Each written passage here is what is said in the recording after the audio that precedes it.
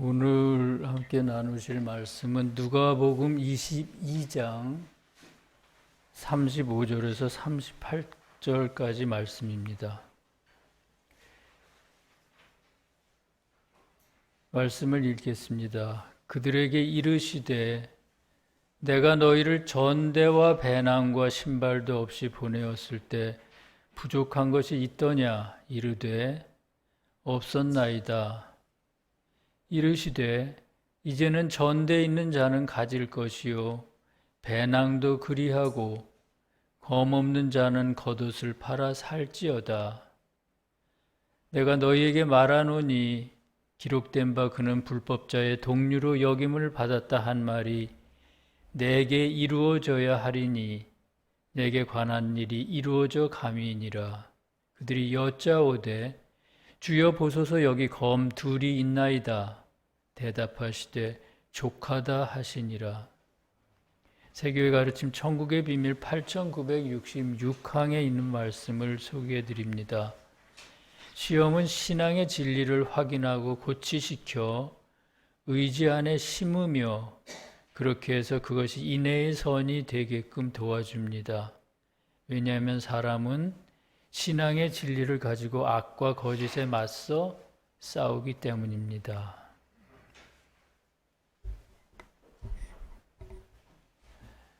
주님께서 제자들에게 내가 너희를 전대와 배낭과 신발도 없이 보내었을 때 부족한 것이 있었더냐? 이렇게 물으셨습니다. 그러자 제자들이 없었나이다 라고 대답합니다. 이 말씀을 읽으면서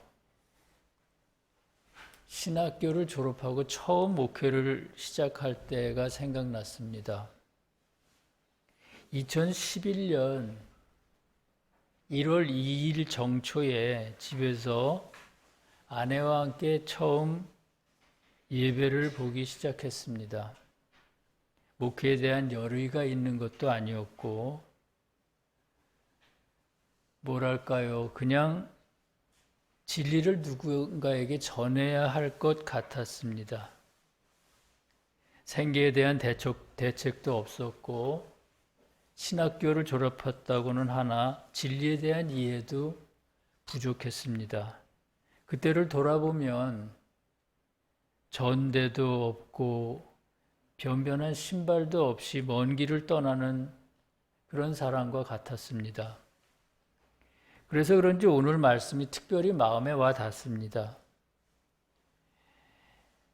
어려운 일이 많았는데도 목회를 계속할 수 있었던 것은 고비마다 주님의 도우심이 있었기 때문입니다. 부족한 것이 있더냐라는 주님의 말씀이 제게 하시는 말씀 같다고 느끼는 건 그래서입니다. 사실 전대와 배낭과 신발이 없는 제자들의 모습은 진리를 찾아 처음 세교회로 왔을 때 우리 모두의 모습이기도 합니다. 영적 의미로 전대와 배낭이 없다는 건 진리 또는 진리의 지식이 없다는 뜻입니다. 그동안 세교회로 오신 분들을 보면 대개 천국과 지옥이나 참된 기독교 같은 스웨덴보리의 책을 읽고 공감하는 분들이었습니다. 그러니까 진리에 대한 이해도 부족하고 아직 확신도 없는 상태인 겁니다. 이를테면 그런 것이 전대와 배낭이 없이 출발하는 것입니다. 그렇다면 신발이 없다는 건 무슨 뜻일까요? 발은 인체에서 가장 낮은 곳에 있기 때문에 영적으로는 가장 낮은 차원의 것인 물질적이고 세상적인 것을 뜻합니다. 그런데 신발은 발보다 더 낮은 곳에 있습니다. 그래서 그것은 감각적인 것을 뜻합니다. 감각적이란 건 어떤 걸까요? 눈과 귀, 촉감과 같은 감각을 통해 느껴지는 것들입니다. 예를 들면 영화를 본다거나 좋은 오디오로 음악을 듣는다거나 또 좋은 천으로 만든 옷을 입는 그런 말초적인 즐거움이 모두 감각적인 것들입니다. 따라서 감각적인 것에 몰두하게 되면 영적인 것에서 점점 멀어지게 됩니다. 그것이 너무나 즐겁고 행복해서 영적인 기쁨을 잃어버리게 되는 거죠.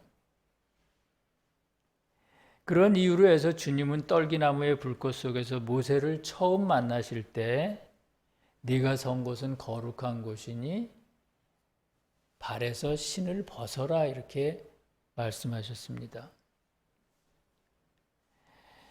사실 이 교회를 처음 지으면서 설계사한테 바닥에 온도를 난방을 시설을 하고 그래서 우리가 맨발로 아주 맨발은 아니고요. 신을 신지 않은 상태에서 예배를 드리겠다고 그렇게 주문한 것도 바로 그런 이유 때문이었습니다. 주님 앞에 나올 때는 감각적인 것들을 멀리 하라는 그런 의미겠죠. 그렇게 보면 신발이 없다는 건 영적으로 나쁜 건 아닙니다. 그럼에도 불구하고 오늘 본문에서는 그것이 부정적인 의미를 나타내는 것 같습니다. 왜냐하면 여기서 신발이 없다는 것은 외적으로 부족한 게 많다는 뜻이기 때문입니다. 외적으로 부족한 게 많다는 게 무슨 뜻일까요? 예를 들면 이런 겁니다. 제자들의 표정이나 말투, 행동거지 같은 외적인 것들이 그다지 경건하거나 지적이지 않다는 것입니다. 왜 그렇지 않습니까? 신앙인들, 우리 자신의 모습을 보더라도 믿지 않는 사람보다 오히려 여러 가지로 거칠고 교양도 없고 그럴 때가 있지 않습니까? 그런 것이 신발이 없는 상태인 것입니다. 말씀을 읽다 보면 주님의 제자들도 서로 누가 높으냐며 종종 다퉜습니다. 베드로는 특히 감정의 기복이 아주 심한 사람이었습니다. 주님이 겟세마네 동산에서 군사들에게 잡혀가실 때는 검을 꺼내어 대제사장의 종 한 사람의 귀를 자르기도 했고요. 대제사장의 뜰에서 만난 사람이 그를 고발하려고 했을 때 너무나 두려워서 나는 주님을 모릅니다 라고 3번씩이나 부인했습니다. 주님의 제자들에 비해 바리새인들은 어땠을까요? 적어도 겉으로는 아주 경건한 사람들이었습니다. 회당가 큰 거리에 서서 거룩하게 기도를 했고요. 말투는 온유하고 행동거지는 신중했습니다. 그러나 그것은 겉모습일 뿐이고 그들의 내면을 들여다보면 누구보다 교활한 사람들이었습니다. 그래서 주님께서는 그들의 위선을 회칠한 무덤에 비유하셨습니다. 그렇게 볼 때 주님을 따르는 제자들의 처음 모습은 지금 우리들의 모습처럼 신발을 신지 않은 모습과 비슷합니다. 부족한 것이 없더냐 하시는 주님의 물음에 제자들이 없었나이다 라고 대답했습니다. 그러자 주님께서 다시 이렇게 말씀하십니다. 이제는 전대 있는 자는 가질 것이요 배낭도 그리하고 검 없는 자는 겉옷을 팔아서 살지어다 이렇게 말씀하십니다. 한마디로 말해서 이 말씀은 각자가 가지고 있는 진리의 지식을 시험을 통해 진정한 진리로 바꾸라는 의미입니다. 세교에 처음 나온 분들은 주일 예배에 참석해 설교를 듣고 말씀을 통해 교리를 배웁니다. 그리고 어느 정도 시간이 지나가면 시험이 옵니다. 여러 가지 시험이 있습니다. 질병의 시험도 있고 물질적인 시험도 있고요. 또 직장에서의 시험도 있습니다. 주님께서 그런 시험을 허용하시는 이유에 대해서 천국의 비밀 8966항은 이렇게 설명합니다. 시험은 신앙의 진리를 확인하고 고취시켜 의지 안에 심으며 그렇게 해서 인내의 선으로 바뀌는 인내의 선으로 만들기 위함이다. 이렇게 말합니다.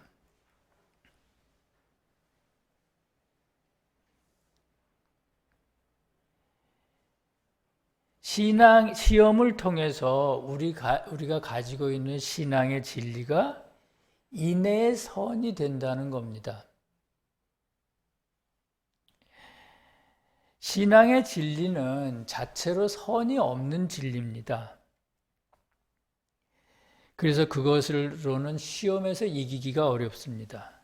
그에 비해 신앙의 선이라고 하는 인내의 선은 선을 품고 있는 진리이며 능력의 진리입니다. 그래서 거듭나기를 원하는 사람들은 각자가 가지고 있는 신앙의 진리를 인내의 선으로 바꿔야 합니다.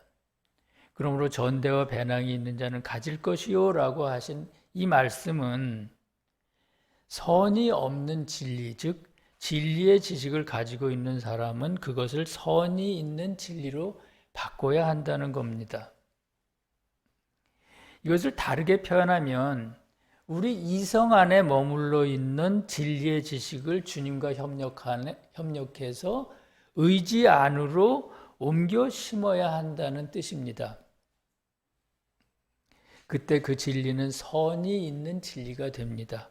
왜냐하면 이성 안에는 선이 없지만 의지 안에는 선이 있기 때문입니다. 그러면 진리의 지식을 의지 안으로 옮기려면 어떻게 해야 할까요? 그것에 대해 주님께서는 검 없는 자는 겉옷을 팔아 살지어다 이렇게 말씀하셨습니다. 말씀에서 검이나 칼은 시험을 뜻합니다. 그리고 겉옷은 자아에 속한 것들을 뜻합니다. 예를 들면 이기심이나 좋지 않은 욕망 같은 것이죠. 진리를 통해 자신을 돌아볼 때 자아에 속한 좋지 않은 것들이 보입니다. 그때 그것과 싸워 몰아내야만 합니다. 그래서 주님께서는 자아를 버리는 싸움을 하라고 하시고 그것을 말씀에서는 겉옷을 팔아 검을 사라고 그렇게 표현했습니다.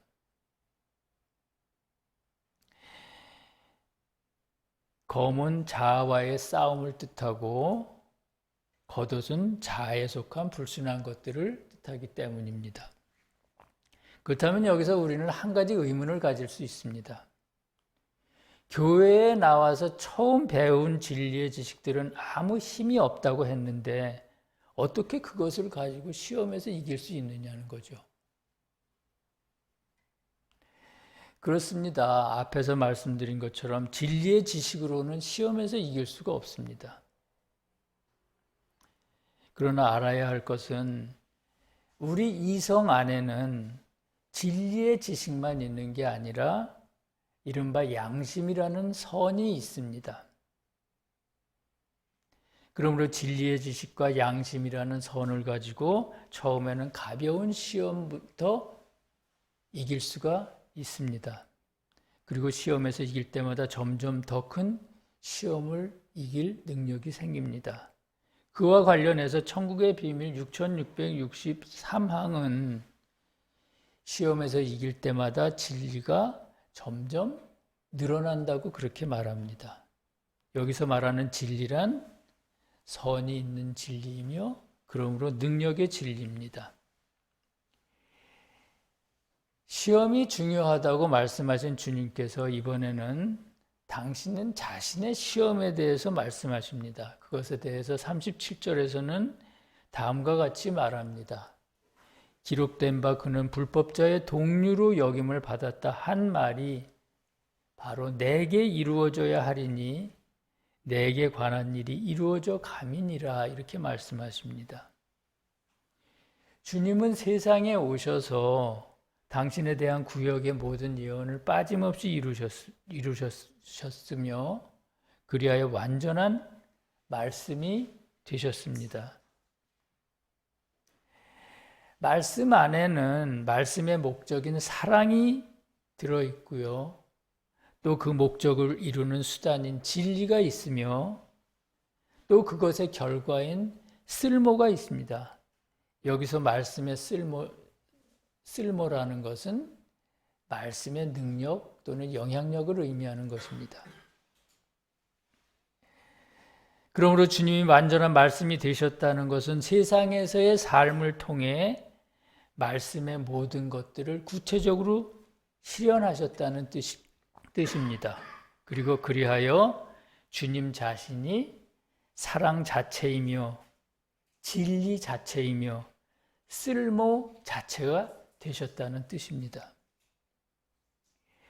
우리는 주님의 생애를 돌아보면서 그것을 명확하게 알 수가 있습니다. 주님이 우리를 얼마나 사랑하셨는지, 주님이 우리를 어떤 방법으로 사랑하셨는지, 그리고 주님이 그것을 위해서 스스로 쓸모 그 자체가 되셨다는 걸 알 수가 있는 것입니다.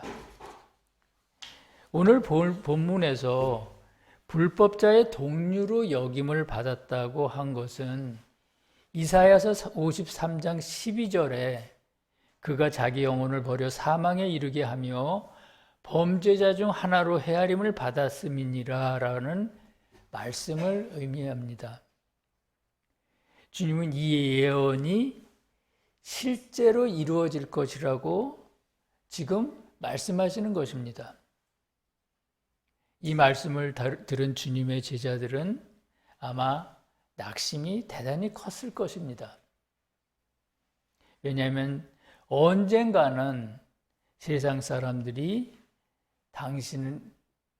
그들이 따르는 주님을 메시아라고 인정할 날이 올 거라고 그들은 믿었기 때문입니다. 그러나 인류 전체가 거듭나기 위해서는 주님이 먼저 영화롭게 되셔야만 했습니다. 주님의 영화란 당신의 불완전한 인성이 시험과 시험에서의 승리를 통해 당신 안에 계신 신성과 하나가 되는 것이었습니다. 그렇게 볼 때 앞에서 말한 인간의 시험이 거듭남을 위한 시험이었다면 주님의 시험은 당신의 인성을 영화롭게 만드는 시험이었습니다. 주님은 지금 그 마지막 시험을 향해 한 걸음씩 발걸음을 옮기고 계시는 것입니다. 주님의 말씀을 듣고 제자들이 보소서 여기 검 둘이 있나이다 하니 주님께서 족하다 이렇게 말씀하셨습니다. 앞에 36절에서 주님은 제자들에게 옷을 팔아 검을 사라고 하셨습니다. 그리고 지금은 당신이 마치 범법자처럼 끌려갈 것이라고 말씀하십니다. 그 말씀을 들은 제자들은 주님과 함께 검을 들고 주님을 끌어가려는 사람들과 맞서 싸워야겠다고 생각했을 수도 있습니다. 그래서 검 두 자루를 주님 앞에 내놓은 것입니다. 그랬더니 주님께서 그것이면 족하다고 하셨습니다. 주님은 왜 제자들로 하여 검 두 자루를 내놓게 하시고 또 족하다고 하셨을까요? 여기서 검은 시험을 통해 얻은 진리를 뜻하고 둘이란 수는 진리와 선의 결합을 뜻하기 때문입니다. 그러니까 제자들이 내놓은 검 2자루는 시험을 통해 얻은 선이 있는 진리인 것입니다. 우리도 주님의 제자들처럼 시험에서 이겨 선이 있는 진리를 주님 앞에 드려야만 합니다. 그때 주님께서 족하다 그렇게 우리를 칭찬하십니다. 왜냐하면 선과 결합한 진리만 있으면 어떤 시험에서도 이길 수 있고 거듭날 수가 있기 때문입니다. 사랑하는 성도 여러분, 세상에 살다 보면 많은 부조리한 일들이 있습니다. 진리를 알수록 우리는 그것을 뚜렷하게 볼 수 있습니다. 그래서 그것들과 싸우려 합니다. 싸우려 해야 합니다. 그러나 부조리한 것은 외부에만 있는 게 아니라 각자의 마음 속에도 있습니다. 외부의 부조리에 맞서다 보면은 우리 내부의 부조리를 바라보기가 어렵습니다. 그러니까 우리 내면의 부조리를 개선하기가 어렵다는 것이죠. 그래서 주님께서는 진리를 가지고 외부의 부조리보다는 내면의 부조리와 맞서 싸우길 원하십니다. 주님 친히 그런 모습을 우리에게 보여주셨습니다. 주님은 아무 잘못도 없고 지극히 완전하고 지극히 순수한 분이셨습니다. 그런데 유대인들은 주님을 마치 범법자라고나 되는 것처럼 주님을 끌어가서 온갖 모욕을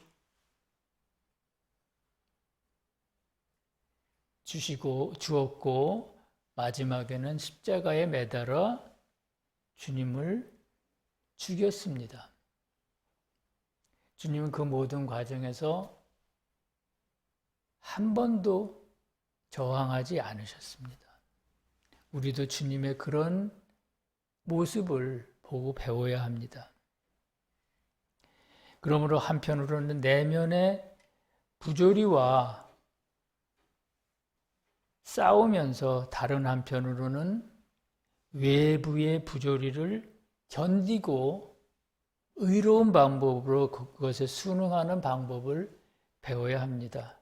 그래야 우리 마음의 근육이 단단하게 생깁니다. 불의한 자들이 잘 되는 것을 보고 불평하지 말며 자기 안에 있는 게으름과 탐욕과 이기심을 먼저 몰아내야 하겠습니다. 그때 우리들의 진리는 지식의 차원에서 진리의 차원으로 선이 없는 진리에서 선이 있는 진리로 상승합니다. 그리고 내적인 것뿐만 아니라 외적으로도 지극히 온화하고 또한 경건하고 겸손하며 아주 지혜롭게 변합니다. 진리를 사랑하는 모든 성도들이 선이 있는 진리를 가지고 매일같이 승리하시기를 간절히 기도합니다. 내가 세상에 화평을 주러 온 줄로 생각하지 말라. 화평이 아니요 검을 주러 왔노라. 아멘. 함께 기도하시겠습니다. 사랑의 주님, 벌써 12월 첫째 주입니다. 시간이 참으로 빨리 지나가고 있음을 느낍니다. 때로는 마음이 조급해지기도 합니다. 오늘 말씀을 배우면서 세교에 처음 들어올 때를 생각했습니다. 전대나 배낭도 없고 신발도 없는 그런 모습이었습니다. 그런데 주님께서 어려운 일들을 잘 이기도록 매 순간 도와주셨습니다. 그 모든 것에 진심으로 감사를 드립니다. 주님, 저희들이 주님의 말씀대로 겉옷을 팔아 열심히 검을 사고 있는지 돌아보게 하옵소서. 저희들의 마음이 세상의 부조리를 향할 때 그 마음을 내면으로 돌려주시옵소서. 외부의 부조리에 대해 무조건 저항하지 않게 하시고 선이 있는 진리로 순응하는 법을 배우게 하옵소서.